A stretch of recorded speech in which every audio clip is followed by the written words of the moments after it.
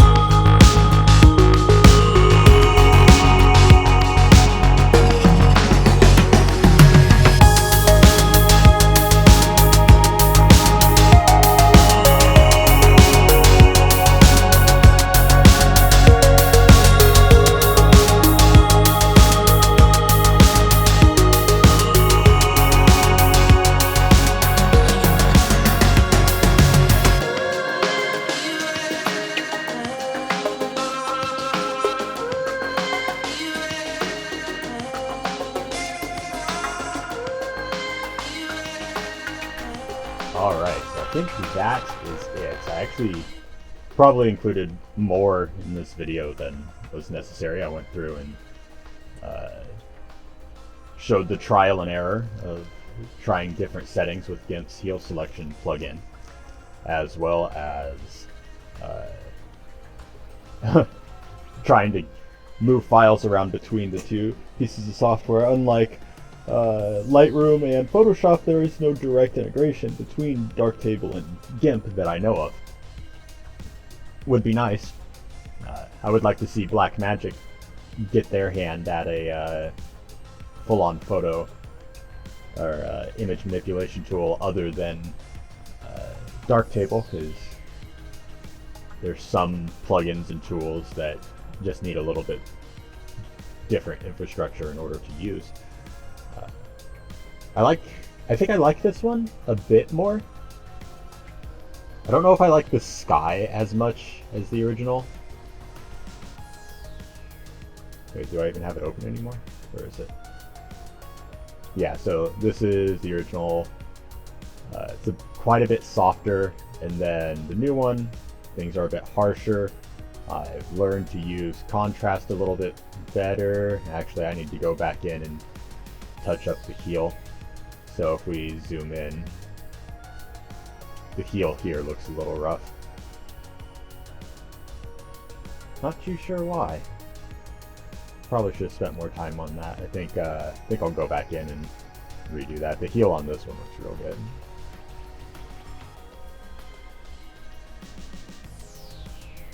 Yeah, you can kind of see the ghosting of the dude.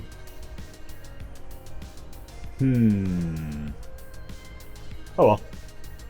That's the general process, I guess. You know, this one's good. I did move it back into Darktable so I could export the different sizes, a smaller version to be uploaded to my blog, and then the full version with and without border to be printed. So, you know, I just realized going through all that I had been recording my fan this entire time. But hey, anyways, if you like the video, if you want to see more, either through the photo editing or through the hiking videos, make sure you like the video, subscribe to the channel. I'll try to keep posting on a regular basis.